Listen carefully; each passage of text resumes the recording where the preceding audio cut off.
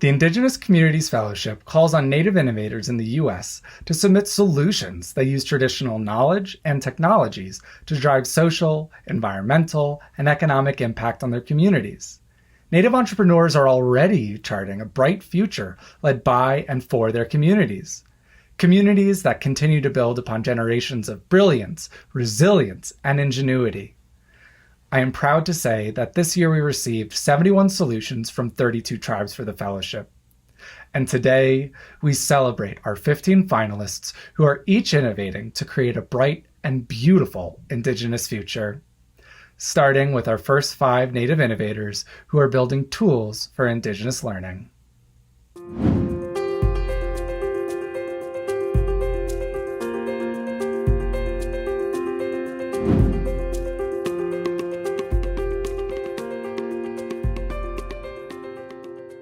Aloha, my name is Dr. Ku Kahakalaua, and I'm excited to tell you about Indigikitchen, a rigorous, culturally driven 21st century higher education and career training program for Native Hawaiian youth and young adults.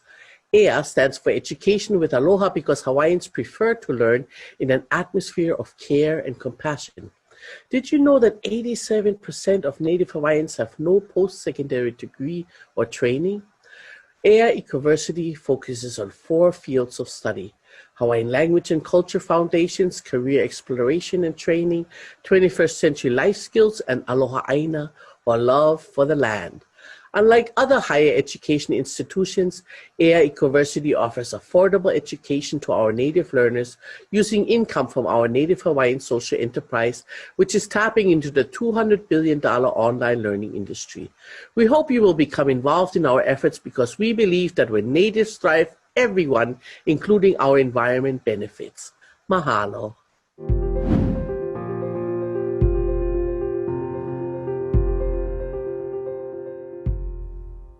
Washington, D.C. is Indian land. But in 2018, a major report found that Native invisibility creates substantial barriers to equity for our Indigenous communities. In fact, the majority of non-Natives report not even knowing a single Indigenous person. To solve this problem, I created the Guide to Indigenous D.C. The guide is a free iOS mobile application with digital maps featuring sites of Indigenous importance across the nation's capital. The app directly confronts Native invisibility by offering a virtual education tool for those in and outside the city of all ages, Native and non-Native alike. Since launching in July 2019, the app has been downloaded over 2,000 times across 15 zip codes. The Washington Post even reported that the guide corrects the Native American narrative. As an MIT Solve Indigenous Communities Fellow, my goal is to scale this app using traditional Indigenous knowledge from your cities, your tribal nations. My name is Dr. Elizabeth Rule, and I'm a proud citizen of the Chickasaw Nation. Let's work together to eradicate Indigenous invisibility, because Native history is American history, and all land is Indian land.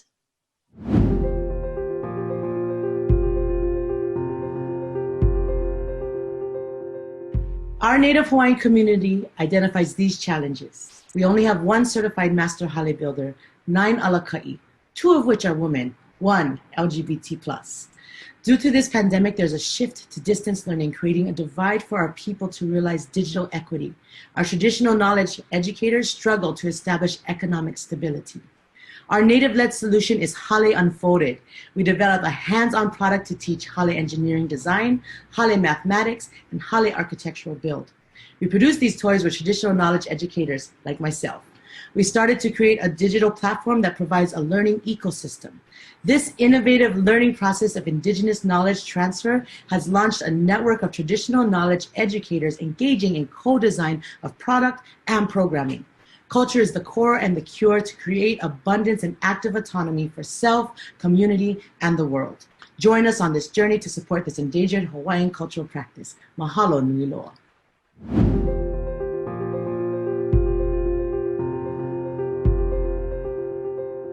Greetings, Nahe Seve Muninits. I'm Michael, and I'll tell you about the International Wakashan AI Consortium. Let's start with our team. The most important members are the Makah and Kwakwakiwak. Their Wakashan homelands span the northwestern American and Canadian border. I'm a Northern Cheyenne and Lakota who was raised in Montana in my mother's village without regular water or electricity.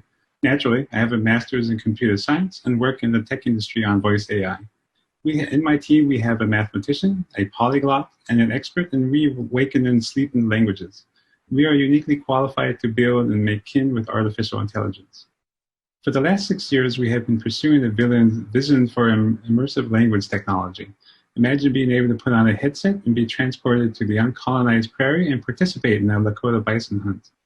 This is not fantasy. The VR and AR technology exists except one critical element: automatic speech recognition, or ASR.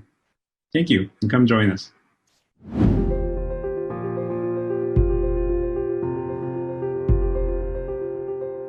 Many of us have celebrated Indiana Jones as a hero and great archaeologist.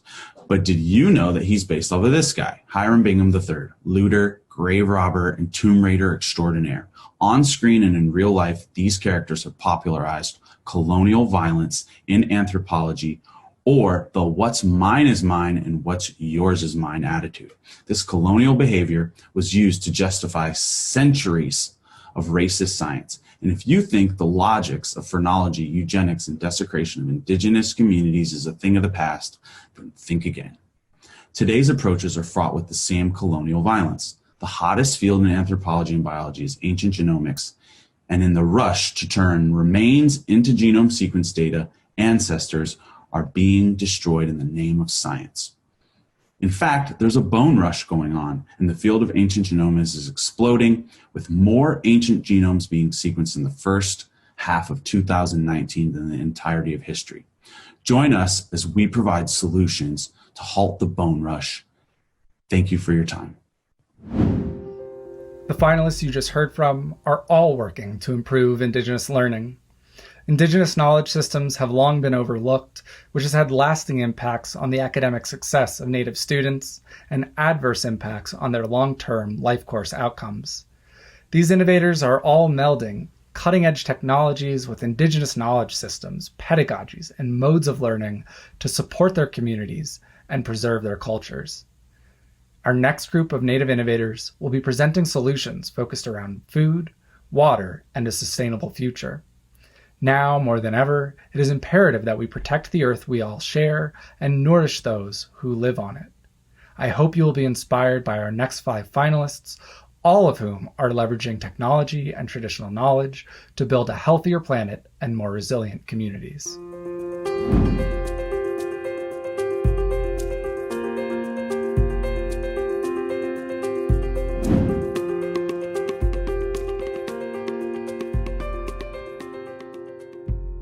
About 95% of food in Alaska is imported via air, leaving us one emergency away from being food insecure, as we recently experienced with a major earthquake in 2018 and most recently with COVID-19.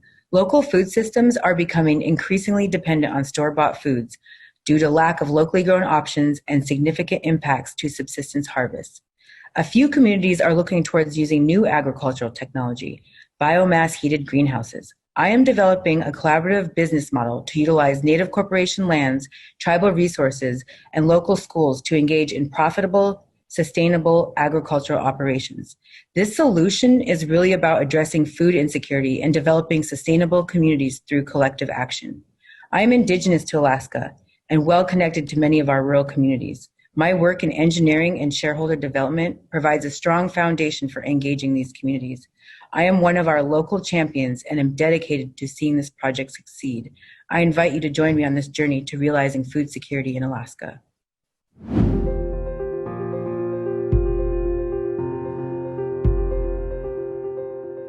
Hi, my name is Mariah Gladstone, and I'm from the Blackfeet Nation in Montana.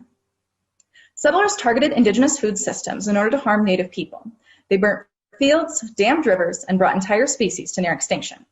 With the elimination of our traditional diets began a transition to a dependence on subsidized food systems. The shift away from fresh foods and to processed, shelf-stable foods has lasted until now. Sadly, our health outcomes reflect it. The solution to these grim statistics lies in the revitalization of Indigenous foods. It was with this goal that we launched Indigikitchen in 2016.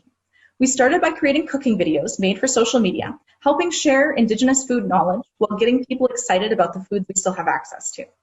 Now, we're looking at expanding our database of Indigenous food by collecting recipes from around the continent. Native people need the ability to Google our traditional recipes and access instruction from anywhere. As proponents of digital media, we make it easy for anyone to follow our journey. Our main database is housed on Indigikitchen.com, but you can follow us on Facebook, Instagram, and YouTube. Thank you.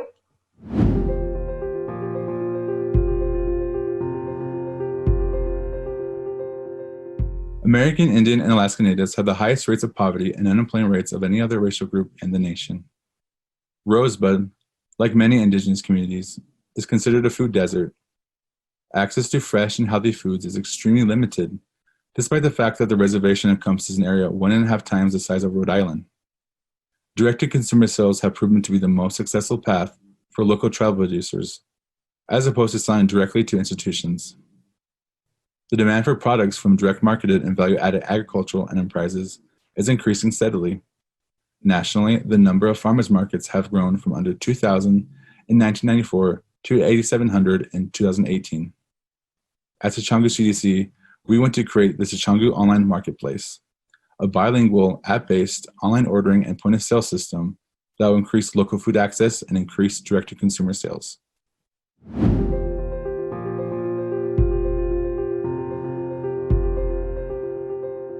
Hello, my name is Derek Slick.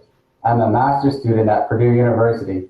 I study hydrogeology using stable isotope signatures to identify source of recharge and springs and aquifers on the Navajo Reservation. The Navajo people have traditionally relied on precipitation springs and alluvial aquifers to maintain their identity and lifestyle for hundreds of years. The past several decades have seen a progressive decrease in discharge from springs and alluvial aquifers. This has had a direct impact on the Navajo people. The relative importance of snowmelt and rainfall is poorly known and varies regionally. I propose using hydrogen and oxygen isotopes to determine the water budget of the Black Mesa region within the Orabi watershed. Moving forward as an Indigenous community, my research will focus on data collection, analysis, recommendation for practical use by water managers for future planning and sustainability. I'll go on it.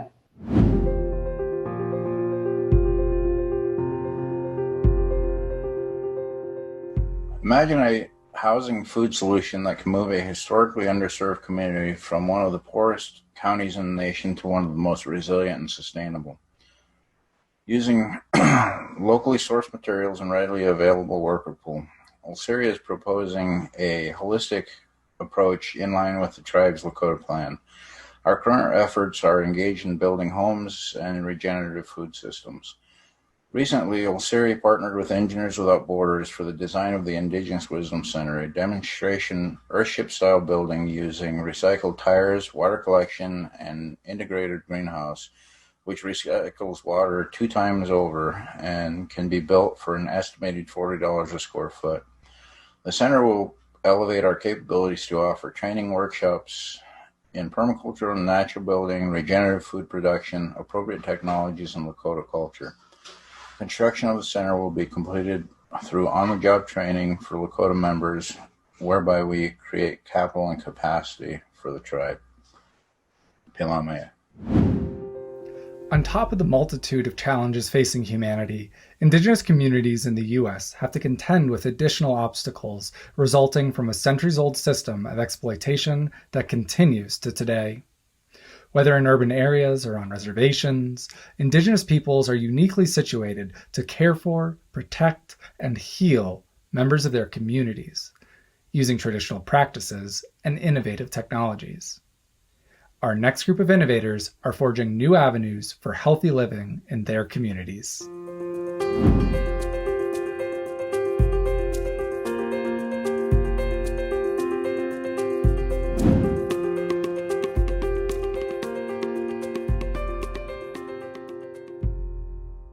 Yipiwo everyone, and thank you for joining me today.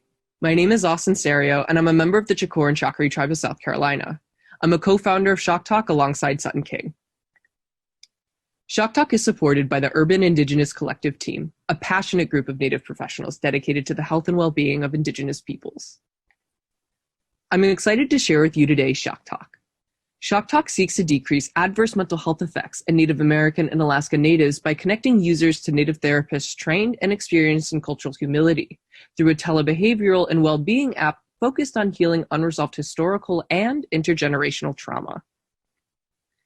Due to colonial policies, 71% of Native Americans today live in urban areas, yet this geography is not reflected in the Indian Health Service funding structure.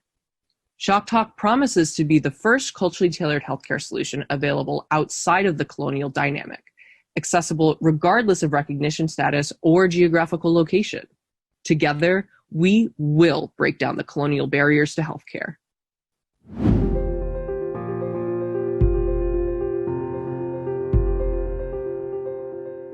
Peace, my name is Kimberly Robertson. I'm a citizen of the Muskogee Creek Nation and founder of the Decolonial Dream Lab, a Native feminist beadwork studio and gallery designed by Native women, queer, and non-binary community members. Developed to intervene in the severe lack of creative and cultural healing spaces that exist for American Indians in Los Angeles, the Decolonial Dream Lab will offer beading circles, workshops, and a mentorship program that centers healing, wellness, and beadwork as a decolonial practice. It will also increase economic self-sufficiency and nurture the artistic recognition of American Indian bead artists. Finally, the Decolonial Dream Lab will operate as a creative hub, wherein which ancestral beadwork technologies are employed to articulate Indigenous dreams, desires, experiences, and futurities. Mado.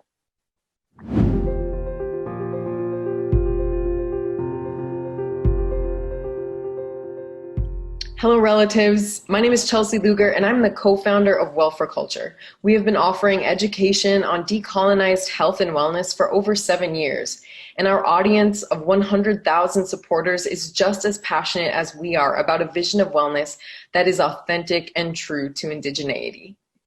Now, we're ready to launch the Well for Culture Marketplace, an online store where we will sell unique, totally innovative Native-made products that connect Indigenous culture with movement, mindfulness, and healthy eating. It will be the first store of its kind. Think about it. Anyone can buy a generic rubber yoga mat, but no one can buy a Native-made movement mat that is made with ancestral technologies from an Indigenous-owned enterprise. By bringing wellness into Native homes in a new way, this solution will address the myriad health disparities that Indigenous communities currently face and will tackle the utter lack of authentic representation of Native people in the multi-billion-dollar wellness industry. Thank you for considering our idea.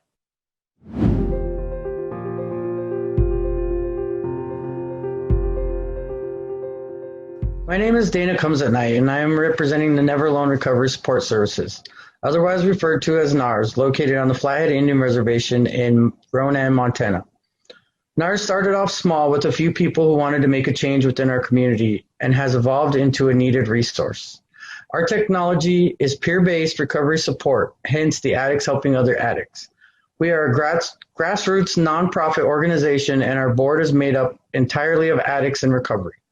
Two of our main focuses are incorporating a culture of recovery within the community and remaining cost-effective. We also utilize clinical services for mental health, as many of our people deal with co-occurring issues. Never Alone Recovery Support Services keeps things simple and evolves with the needs of our community.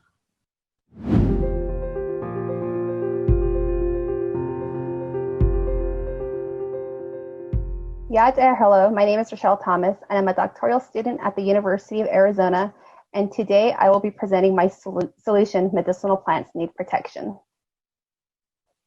Everyone deserves to live a safe and fulfilling life. This solved solution will utilize advanced analytical and biological techniques to quantify and visualize heavy metals in medicinal plants utilized by the Diné people, who are also known as the Navajo. This unique solution will give us the opportunity to identify new ways of understanding heavy metal interactions and to develop risk assessments, policy guidelines that can be utilized by the Diné people, but that could also be transferable to other Indigenous communities. Our goal is to ensure safety of medicinal plant usage from heavy metals and to protect this unique culture. Thank you.